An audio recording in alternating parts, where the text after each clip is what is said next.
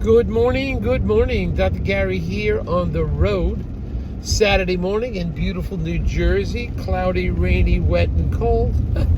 I wish I was in Florida. But anyway, we are dental practice brokers nationwide. We sell dental practices. We've been doing this for 13 years. I was a dentist for 25. Today's topic is the dental sales contract. Who writes it and who reviews it? We'll get into that today. So we are now in 28 states, been doing this for 13 years, dental practice brokerage. We have 10 employees, including 2 CPA accountants, and operations, and we have development acquisition team. So we got a whole team for you, and plus a marketing person, development person. So we have a great team to service you. We're available to you 363 days a year. We work every day except Christmas and Easter. You can reach us at at East Coast time, 8 a.m. to 9 p.m., 201-663-0935, and our website is nationwidedentalpracticebrokers.com or dentalpracticeguide.com. Either way, you can always reach us. Now, the information, we're getting calls all the time. The information you're about to hear is for informational purposes only. It is for entertainment purposes. It's not legal or business advice. Now, if you are thinking about selling to the DSOs, they are going through a lot of changes, and we're aware of those changes because we're we're on the ground floor negotiating with them. So we can pick and choose. We are independent, but when you want to sell a practice, we can pick and choose who we think the best one for you is. Now, there are multiple ones out there. There's some consolidation going on. Some of them are having some trouble going to closing. Everything is changing in the year 22-23. Because with the interest rates going up, everything has changed. So we want to be able to choose the best one for you. Now, with we work with basically the largest DSOs in the country and some small ones. Often they will pay our commission.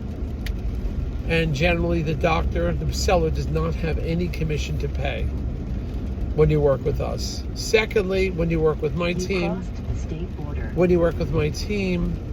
we also can get your legal fees based on certain criteria. We'll get your legal fees reimbursed upon successful closing. So you'll have no legal fees. There'll be a reimbursement at closing for your legal fees based on certain criteria. Now, today's topic, the dental contract, or known as the APA, Asset Purchase Agreement. The seller attorney, and hopefully, and we've said many times, you want to put these deals together, you got to have the right foundation. If you're selling to a private entity, you want to have the private buyer, private dentist, you want them pre-approved. That's what we do, pre-approve them at the bank, and we have them sign a non-disclosure agreement. So, third, we want them, the buyer, at a qualified dental bank. There aren't that many of them around the country, nationwide bank, that can put the deal together. The other foundation, of course, is dental attorneys. You really want dental attorneys. They've been at this game a long time. And there's a good chance that the dental attorney for the buyer and the dental attorney for the seller may have worked together on the opposite ends of the table on a deal. And they've gotten through problems because every deal has headaches. It's never easy and smooth. Occasionally, but generally never. But generally, it is the seller attorney and hopefully a dental attorney who will write the dental contract, the APA. And the reason for that is that the seller has some control over what he wants in the contract. Why not? It's your business. You might as well have some control. But obviously, you can't slate the contract or lean the contract totally towards the seller because he's writing the contract. You still have to be fair.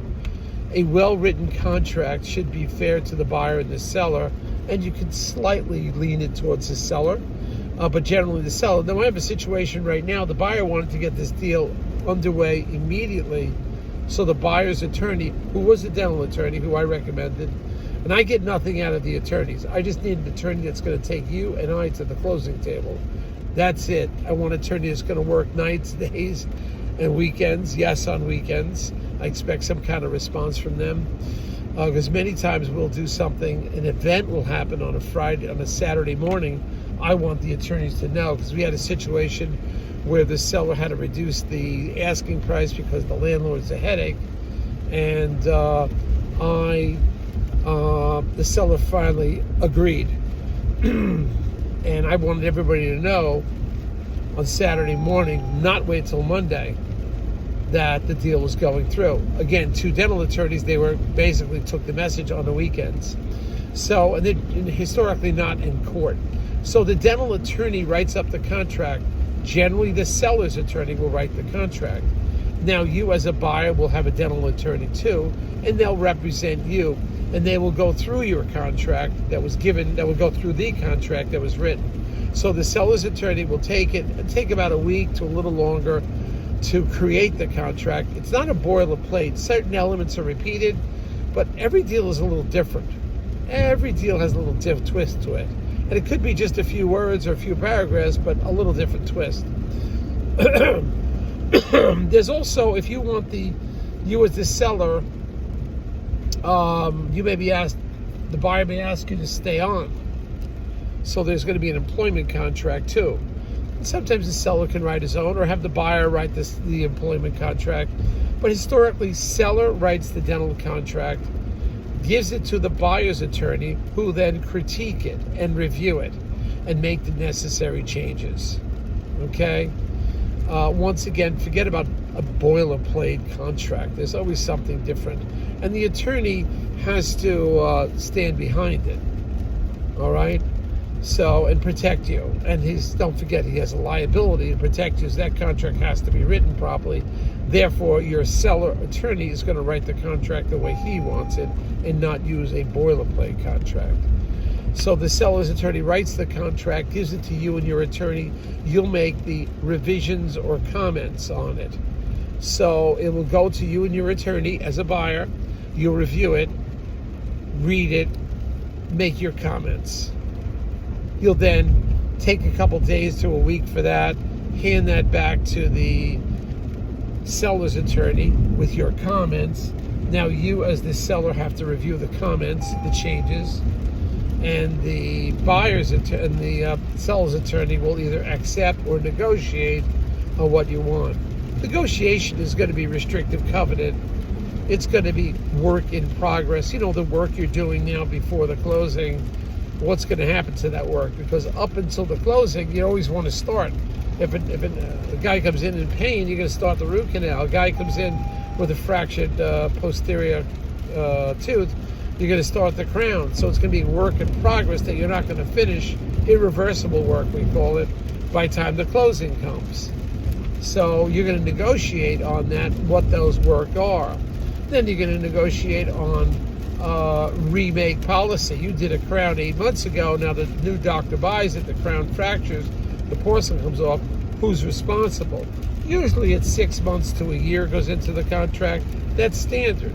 Restrictive covenants, 5 years, 10 miles, suburban area, standard. Okay? Access to records, 7 years for you, the seller. You need access to the records in case you get sued or somebody has a fatality in a plane crash. Access to records. So that's what you need. So that's all part of the dental contract. And that has to be written properly. A dental attorney knows all these terms and is accustomed to what is appropriate in your region. If you're in the city like New York City, well, about a mile is a whole different area, you know? So while you could say you want a restrictive covenant over the island of Manhattan, you can't compare the Upper East Side to the financial district, Wall Street. It's like a different country. Nobody from the Upper East Side is going down to Wall Street. It's like, forget it. It's just not happening. So it's just different. All right. So anyway, all these elements come in it. You want it written properly. All right. Well, that's it. Keep your eye on our next email blast. We'll have new practices for sale. That's coming out every 4 to 6 weeks. We've got a bunch of new ones coming on, and we're always finding new practices. So give us a call. Be happy to talk to you. Thanks for listening. Keep tuned for the next one because a lot of new information is coming out. Okay, great. Thanks. Bye.